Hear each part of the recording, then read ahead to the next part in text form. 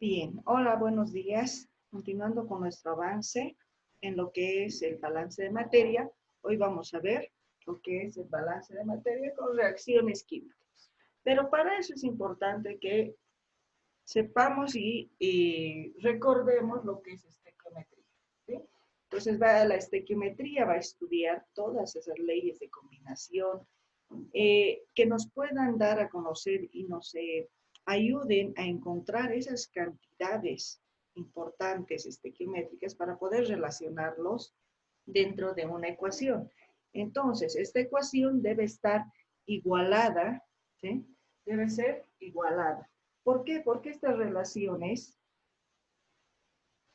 cuantitativas nos van a poder ayudar a determinar las cantidades tanto en reactivos como en productos.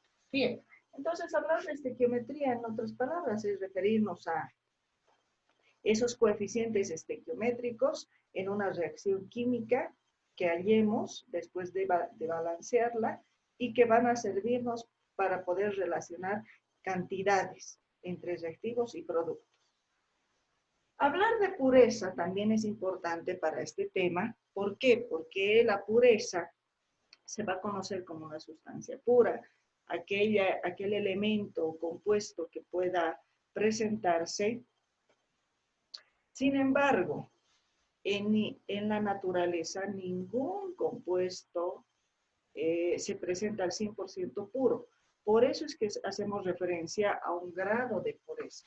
Y este grado de pureza va a estar expresado en peso, en términos porcentuales de peso.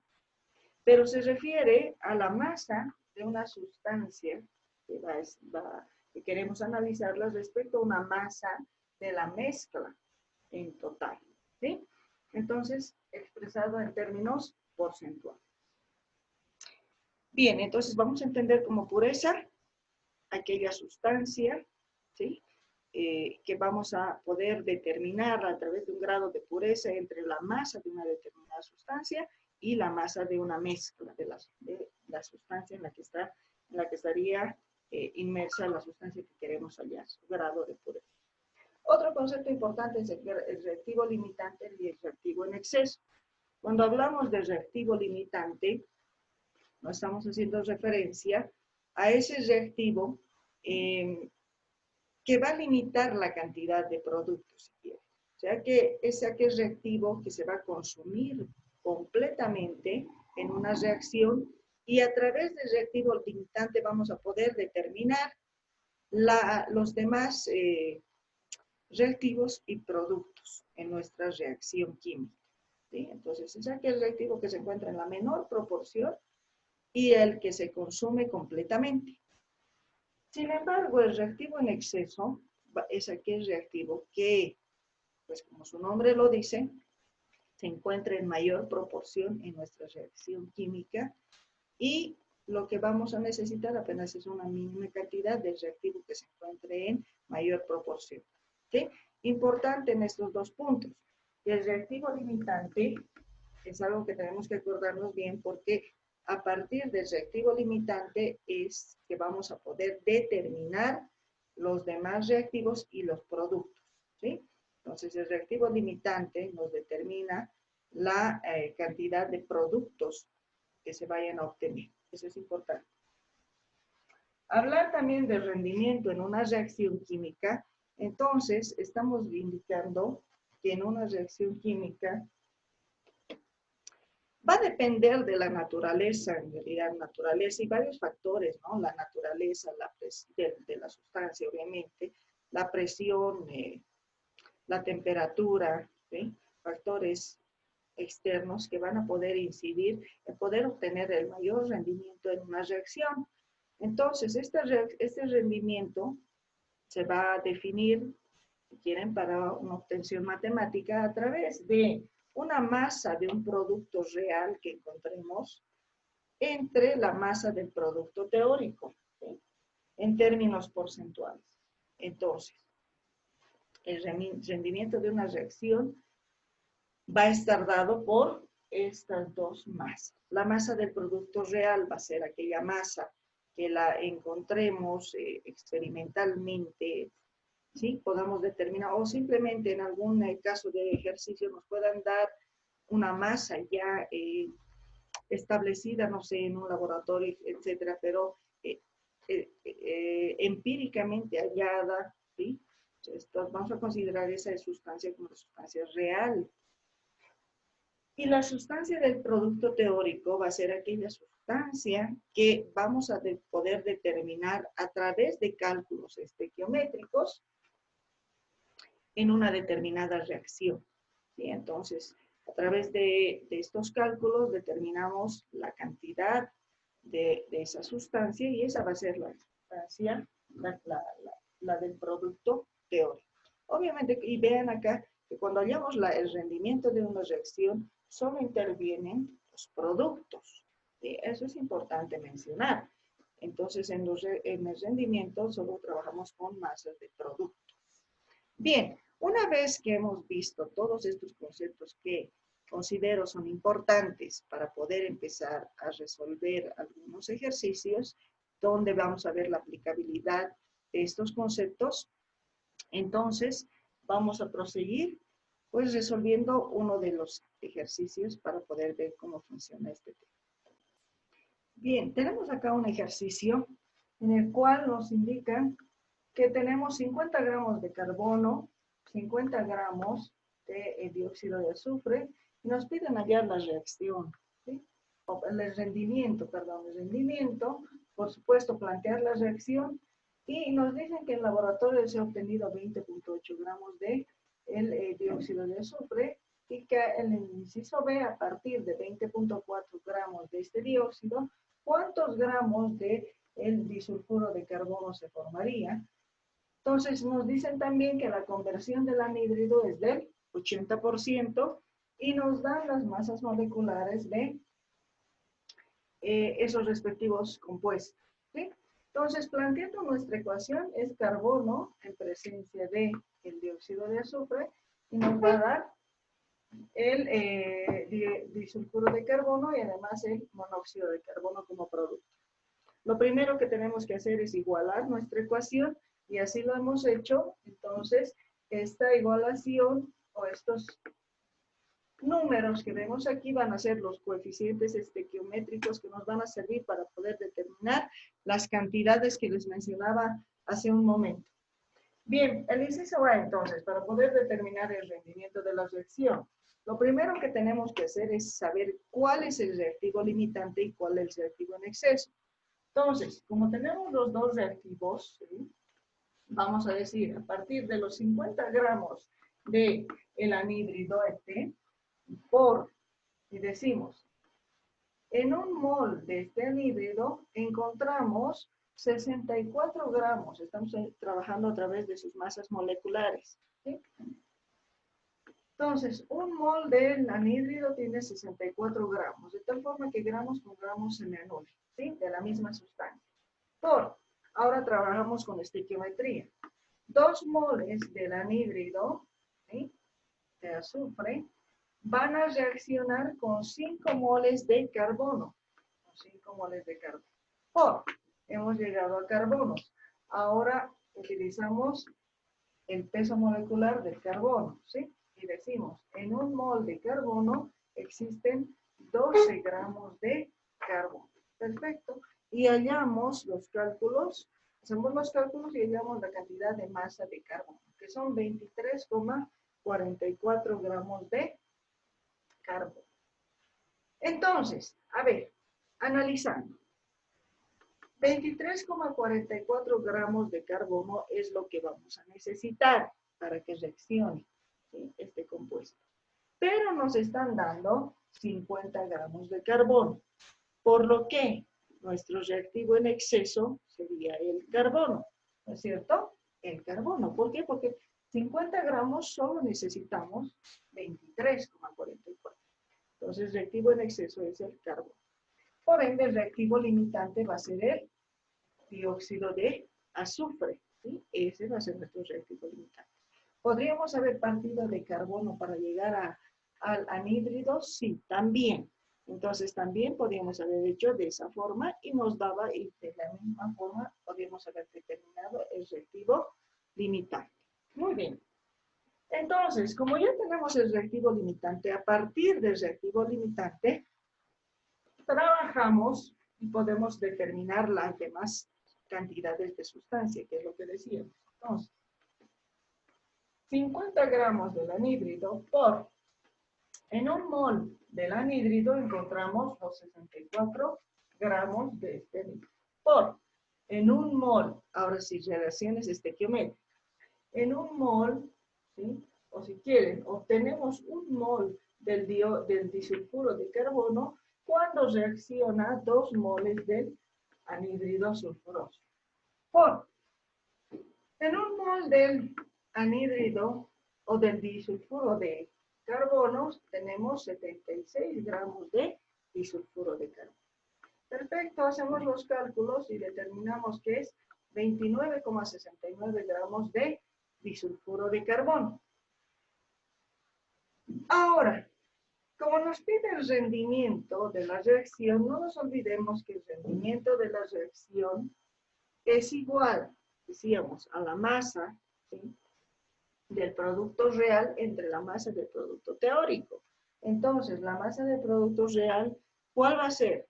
Acá nos dicen que se ha obtenido en laboratorio 20,8 gramos de anhídrido, ¿sí?, del anhídrido. Entonces, me parece que aquí es, ¿no es cierto?, del disulfuro, ¿sí?, de carbono. Bien, obviemos esto. Entonces, como nos está dando la parte, la masa real, entonces va a ser los 20,8. Entre la masa teórica, que es la que acabamos de hallar acá, del disulfuro del carbono, entonces es igual a 29,69. En términos porcentuales nos da que es el 70,06%. Entonces, quiere decir que el rendimiento de esta reacción va a ser el 70,06%. Perfecto. Para el inciso B nos indican a partir de 20,4 gramos de este anhídrido, ¿cuántos gramos de disulfuro de carbono se van a determinar? ¿Sí? Entonces, ahí vamos a hacer los siguientes cálculos. Entonces, a partir de los 20,4 gramos del dióxido de azufre, vamos a encontrar, ¿sí?, la cantidad del disulfuro de carbono. Entonces decimos, en un mol de dióxido de azufre encontramos 64 gramos de dióxido de azufre. Por relaciones estequiométricas, ¿sí? Va a reaccionar 2 moles del anhídrido y voy a obtener 1 mol del disulfuro de carbono. Por, perfecto, he llegado a disulfuro de carbono. Entonces, en 1 mol de disulfuro de carbono encuentro 76 gramos de disulfuro de carbono y obtengo mi masa igual a 12,11 gramos del disulfuro de carbono. Perfecto. Una vez que he hallado esta cantidad de masa, me piden hallar en el inciso B que a partir de los 20,4 gramos de este anhídrido, ¿cuántos gramos del disulfuro de carbono voy a poder obtener? Pero si existe una conversión de este anhídrido del 80%. Cuando nos están hablando de conversión del anhídrido, se están refiriendo al rendimiento que existe en la reacción. O sea, tiene un rendimiento del 80%. Por lo que sabemos que el rendimiento es igual a la masa del producto real entre la masa del producto teórico, ¿no es cierto? Entonces, lo que nos están pidiendo es la masa del producto real.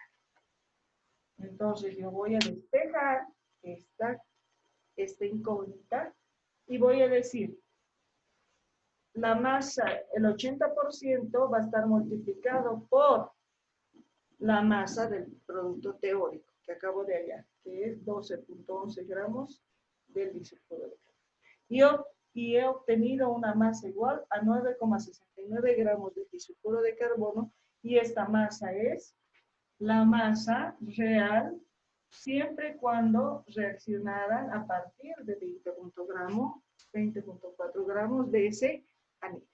Entonces, sabemos ya cómo es que tenemos que calcular tanto el reactivo limitante, así como poder aplicar en nuestra reacción el rendimiento de nuestra reacción, si queremos, de una determinada sustancia. Bien, ahora encontramos relaciones ponderales dentro del balance de materia con reacción química, y dentro de ellos encontramos una relación ponderal importante que es la relación masa-masa. ¿Sí? Entonces vamos a entender un poco a qué se refiere la relación masa. Entonces, para poder trabajar con la relación masa-masa, necesitamos tener obviamente una ecuación química y que esta ecuación esté igualada. Generalmente se iguala por el método de ion-electrón, que lo hemos visto ya en una sesión anterior. Entonces, acá tenemos nuestra ecuación para la aplicación de este ejercicio y ya está igualada, ¿sí? Se ha igualado a través del método de ion-electrón. ¿En qué medio ha sido esto? En medio ácido, ¿sí? Porque existe la presencia del ácido nítrico, el cobre va a reaccionar con el ácido nítrico y se va a obtener el nitrato cúprico, ¿sí? El nitrato cúprico y obviamente el monóxido de nitrógeno y el agua. Muy bien, hemos igualado y hemos encontrado los coeficientes estequiométricos necesarios para poder determinar la relación masa-masa en mi ecuación. Entonces nos dicen, a partir de 25 gramos de cobre, ¿cuánto de masa se va a producir de nitrato de cobre 2? Esa es la incógnita. ¿Qué es lo que hacemos? 25 gramos de cobre, entonces, necesitamos hallar sus masas moleculares de las sustancias que van a intervenir. Entonces, el ácido nítrico, ¿sí? 63. Entonces, voy a decir, ¿sí? En un mol de cobre, ¿sí? En un mol de cobre, acá también estaría la masa del cobre, es igual a 63,5 gramos por mol. Entonces voy a decir, por cada mol de cobre tengo 63,5 gramos de cobre. Muy bien, he llegado a poder ahora relacionar estequiométricamente. Voy a decir, 3 moles de cobre van a reaccionar para poder obtener 3 moles de nitrato de cobre 2. ¿Sí? Nitrato de cobre 2. En un mol de nitrato de cobre 2 tengo 187,5 gramos de nitrato de cobre 2. Ojo, que estas masas moleculares que yo determino no consideran el coeficiente estequiométrico. Eso es importante, ¿sí? Entonces, la masa con la que yo vaya a trabajar, la masa molecular de la sustancia, no debe estar considerada por el coeficiente estequiométrico, sino excedería y se dispararía y no serían los datos reales, o sea, estaría mal en otras palabras. Por eso es que siempre sin el coeficiente estequiométrico. Bien, he obtenido una masa de 73,8 gramos de nitrato de cobre 2. ¿Cuál es la interpretación? Que a partir de estos 25 gramos de cobre, que van a reaccionar, porque está como reactivo, que va a reaccionar, voy a poder obtener una masa igual a 73,8 gramos de nitrato de cobre 2 como producto.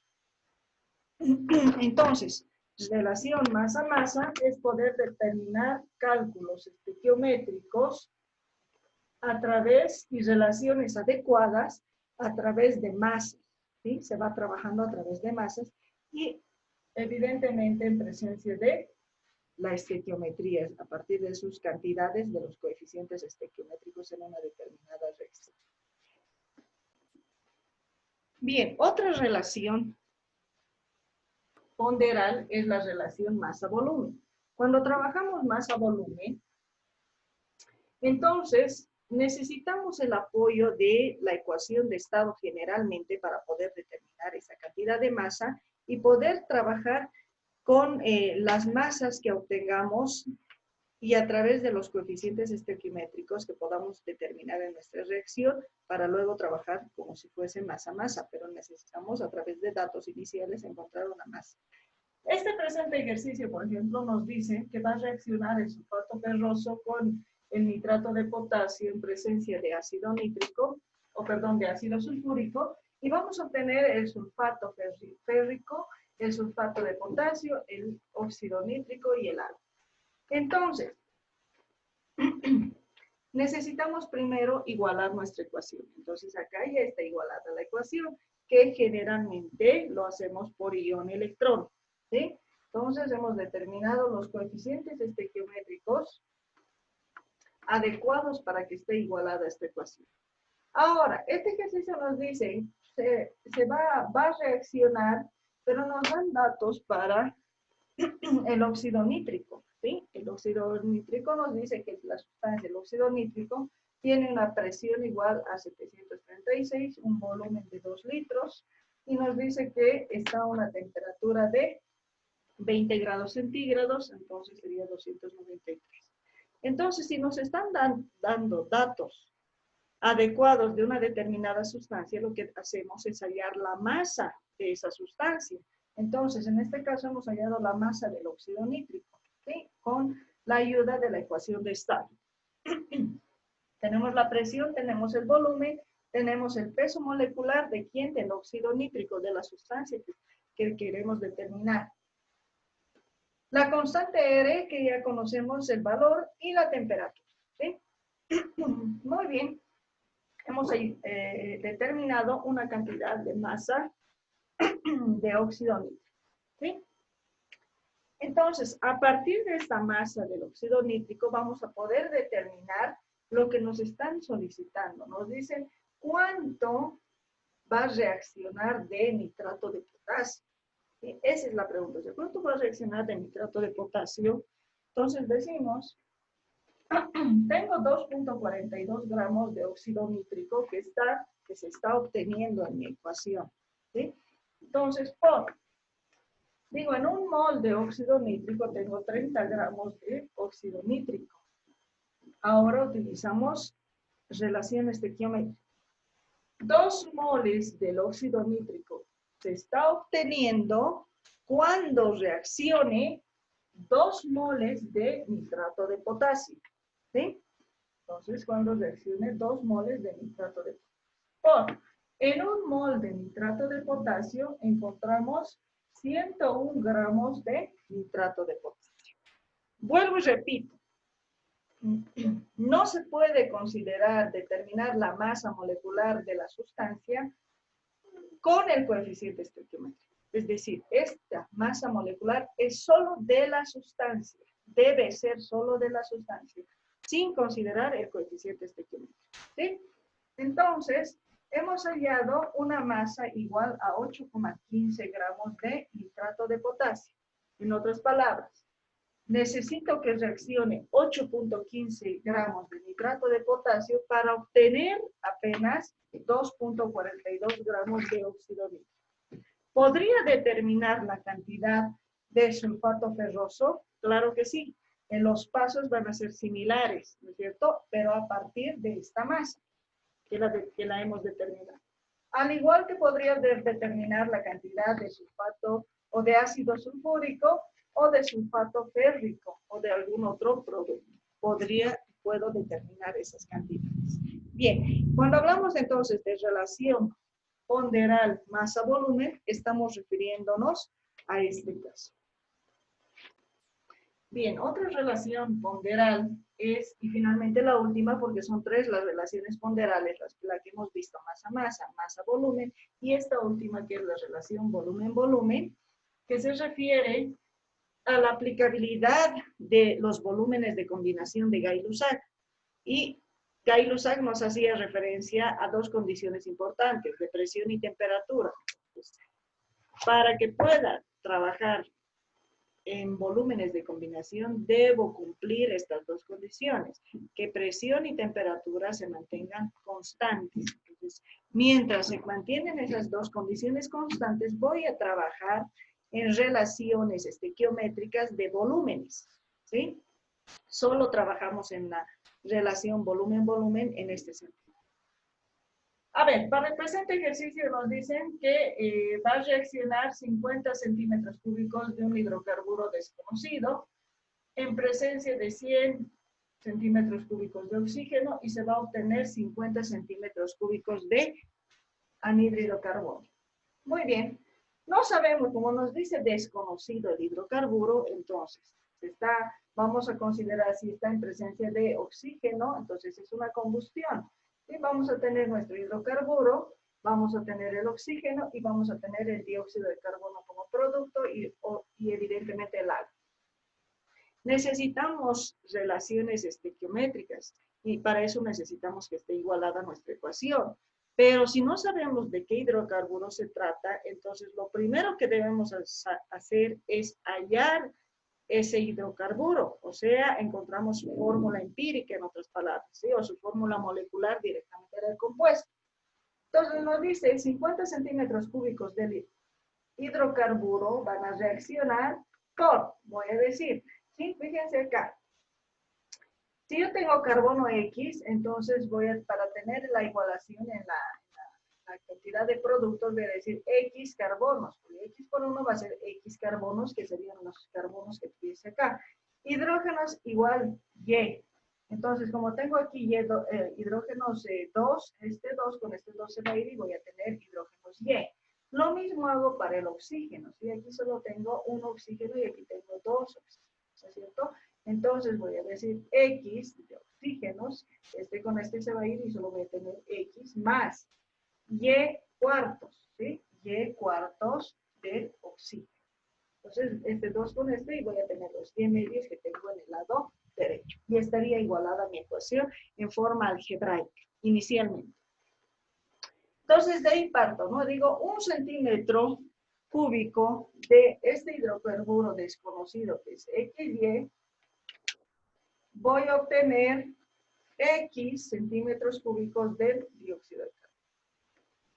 Y tengo X, ¿sí? O 50, con esto se va a ir 50 X centímetros cúbicos de dióxido de carbono.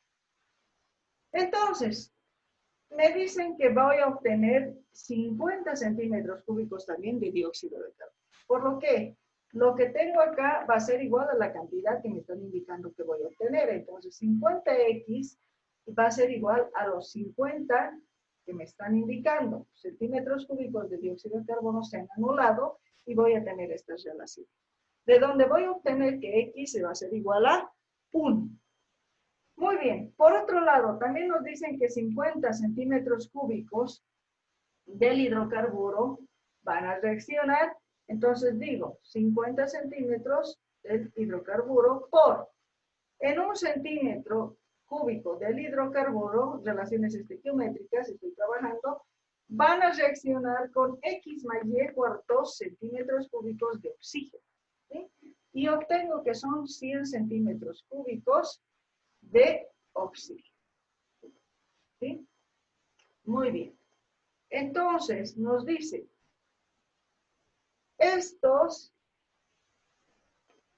esta cantidad de oxígeno, ¿sí? Va a ser igual a los 100 centímetros cúbicos que yo estoy determinando. ¿Qué voy a tener entonces? Voy a tener que los 50, esto se va con esto, voy a tener 50 X más Y cuartos centímetros cúbicos de oxígeno, se me va a ir con estos centímetros cúbicos de oxígeno, entonces 50 por X más Y cuartos igual a 100, ¿sí? A los 100. Y tengo despejando de ahí que Y va a ser igual a 4. Muy bien. Entonces ya tengo mis coeficientes, o mis subíndices, perdón, para poder determinar de qué hidrocarburo se trata. Entonces yo, ya reemplazando carbono X1 e hidrógeno 4, tengo que se trata del metano. Voy a reemplazar igual mis coeficientes ahí, y voy a tener 2 de coeficiente estequiométrico en el oxígeno, 1 en el monóxido de carbono y 2 en agua. Bien. Entonces, puedo ahora sí, a partir de ahí, empezar a trabajar con ya relaciones estequiométricas de volumen, ¿sí? Entonces, para el presente ejercicio nos piden a determinar cuánto de aire se va a necesitar cuando se va a combustionar 500 centímetros cúbicos de este hidrocarburo. Entonces digo, 500 centímetros cúbicos del hidrocarburo, es el metano, por cada centímetro cúbico de metano voy a necesitar 2 centímetros cúbicos de oxígeno, ¿sí? Y hago ahí la referencia, ¿no? Digo, de 100 centímetros cúbicos de aire, tengo 21 centímetros cúbicos de oxígeno. ¿De dónde sale este dato?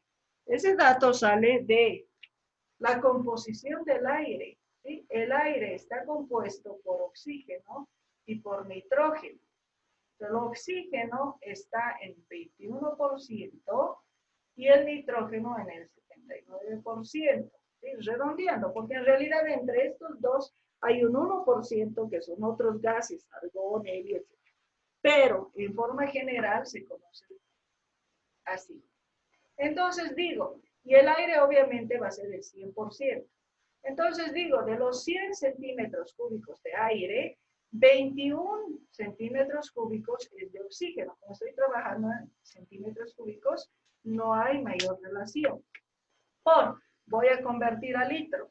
Digo, en 1 litro de aire hay 1000 centímetros cúbicos de aire. Muy bien. Y obtengo que 4.76 litros de aire voy a necesitar para que se combustione 500 centímetros cúbicos de el metano. Pero también me piden hallar la cantidad de nitrógeno en masa que voy a necesitar para que se combustione la misma cantidad. Entonces, como ya he hallado el volumen de nitrógeno, del aire, he hallado el volumen del aire, entonces voy a indicar, ¿sí? Fíjense, de 100 litros de aire, 79 litros van a ser de nitrógeno. Como estoy trabajando con Gay-Lussac, volúmenes de combinación, ¿sí? Porque trabajar volumen es trabajar con Gay-Lussac, entonces me acuerdo de lo que les decía hace un momento. Presión y temperatura constante. Entonces, un mol de la sustancia cualquiera va a trabajar bajo esas condiciones, entonces voy a decir que en un mol de esa sustancia va a tener un volumen constante también, ¿sí? Siempre y cuando tengamos esas dos condiciones. Un volumen constante igual a 22,4 litros de esa misma sustancia. Entonces, estoy aplicando eso acá. Digo, en un mol de nitrógeno, para este caso es el nitrógeno, la sustancia, voy a tener 22,4 litros de esa misma sustancia. A través de su peso molecular, en un mol de nitrógeno hay 28 gramos de nitrógeno.